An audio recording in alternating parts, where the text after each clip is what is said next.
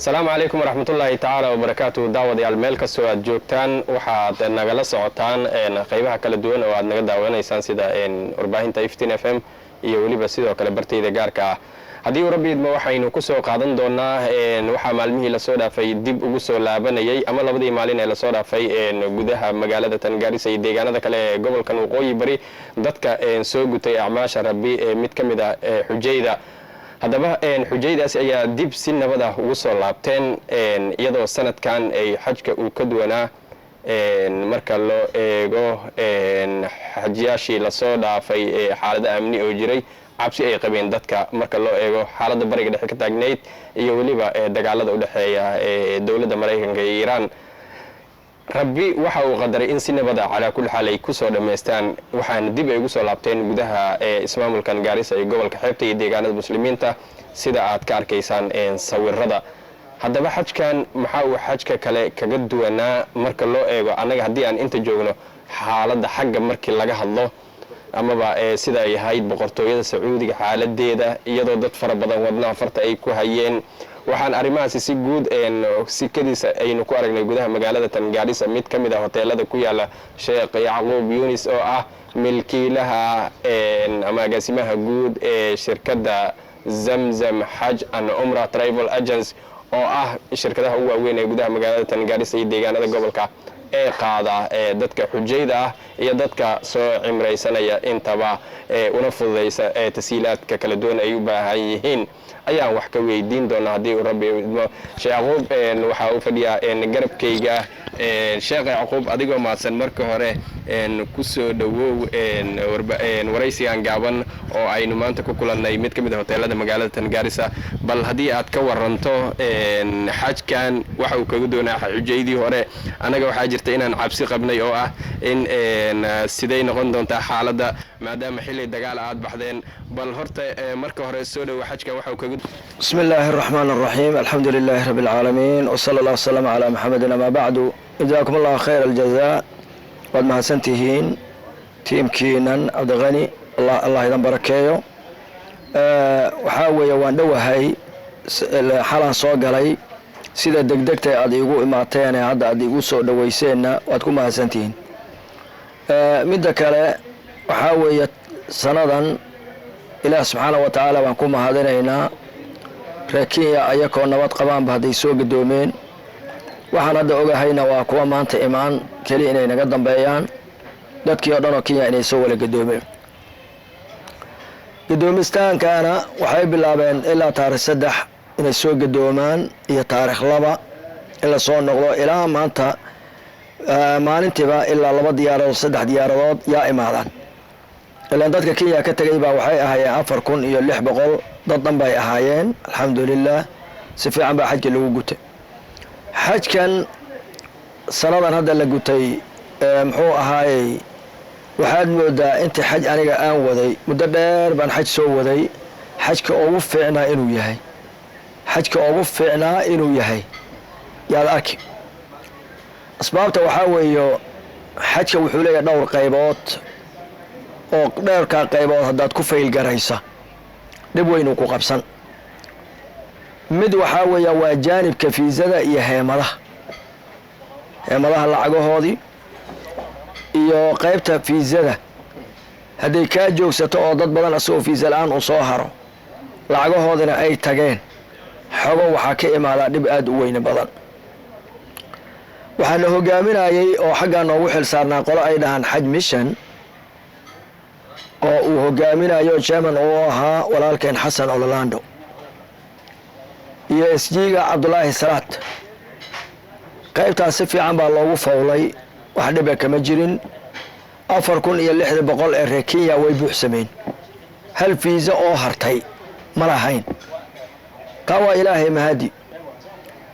mideeda kale xajka wuxuu ahaa xaj la maleynaayo dadka qaar inay dhib lala kulmaayo cabsi baa jirtay dagaal baa socday hatta xujayda qaar waxay dhahayn war anaka socona diyaaradda ama madfac ku dhaca ilaa waxa la kormarayo waa Yaman yaa la kormaray meel kale oo la marayo malaha ilaahay tii ayada ahayd wuuna dhaafiyay alxamdulilaahi rabbil caalamiin tasiilaadkaas oo dhan waxa keenaya sida degdeg xajka loogu bilaabay ilaa bisha 9aad bisha 8aad bisha 9aad xajka heemadihii lacagtoodii iyo wixii oo dhanba wuxuu ahaa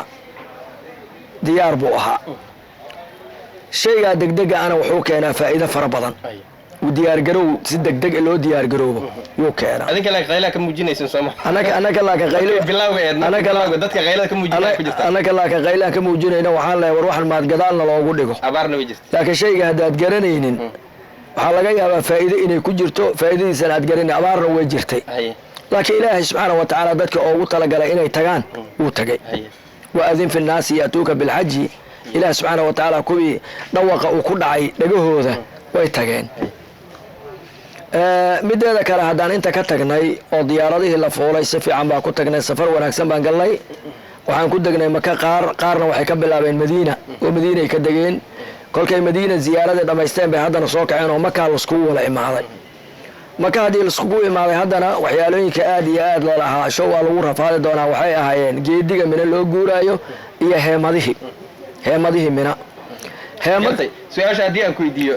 cariiri waxaa jiray markii hadda xagga la taga dhanka heemadaha markii laga soo tago waqtiga oo magaalo Marka iyo Madiina iyo inta la marayo bal haddii aad ka waranto alxamdulillah xagga heemadaha horta waxaa weeye waa heemada Mina iyo heemada Carafa Mina waxaa la joogaa maalinta 8aad baa la tegi habeenka 9aad baa laga guuri Carafa la tegi Carafa la hergeli gabalka ku dhici haddana waa laga soo guuri haddana waxaa lagu soo noqoni Mina ilaa waxaan u maleeyaa afar beri waa la joogaa heemadaha Mina ilaahay baa mahad shukri leh maanta maalin ay ka fiicnaayeen waxaan ku mahadinaynaa arinta qolada la dhaxaj mishanka oo chairmanka uu ka mas'uul u yahay iyo SG-ga halka ruux oo Kenya oo joodari waayay uu ku seexda ma jirin mideeda kale heemada kolkaad gasho waxay u egtahay heemadaha VAB-ga ee lacagta faraha badan laga bixiya yay u egtahay waa heemad roog yaalo waa heemad maartay joodari inkastoo joodariga uu yar yahay oo hadii nin walbaba loogu talagalay inta qiyaasta uu ku seexan lahaa kaliya waa bahal marna laga dhiganayo keetiyo xaajiga uu ku fariisanay marna laga dhiganayo sariir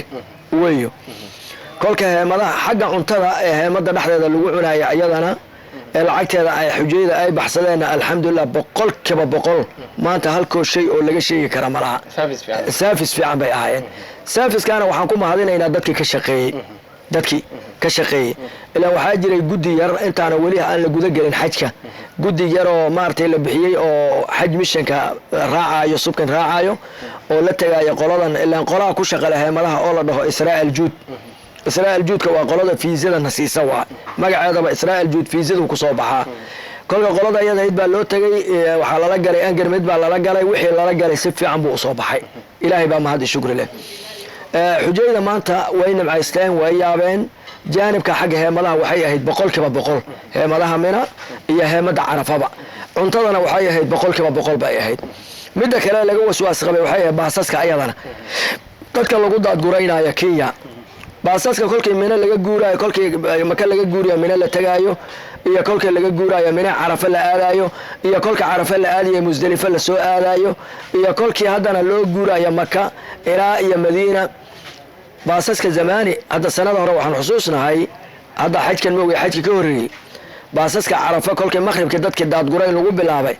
inay la gashay 10 saac oo habeenimo inay la gashay oo salaada subaxba dadka qaar meesha uu ku tukaday laakiin alxamdulillah sanadan 5 saac iyo 30 daqiiqo hal xaaji oo Carafa joogay malaha kulli waa la daldalay xujaydi wax ku arag kulli Musdalifa la joogay kolka waxaa weeye ilaahay baa mahad shukri leh xajka maanta daad weydiiseen Kenya wuxuu ahaa 100% dawladda qaqaylin oo sida Soomaaliya oo kale oo meel dheer la dajiyay oo waxa waan arkaynay laakiin Kenya xaaji la arkaba meeshuu rabuu dagay ilaahay baa mahad shukri leh 100% waxay ahayd ma artay xajka aad buu u wanaagsanaa waxaa mahad loogu celinay dadka ka shaqeeyay ee subkan ay ka mid ahayd xagga gaarida dad baa loo xil saaray xagga cuntada Mina dad baa nin la dhaho maartay muxuu ahaa nin baa loo xil saaray xag kale ayadana xaggan kale ee baasboorada dad baa u xil saarnaa ninba meel baa loo xil saaray nin walbaba meesha loo xil saaray wuu ka meel keenay waana ku mahadinaynaa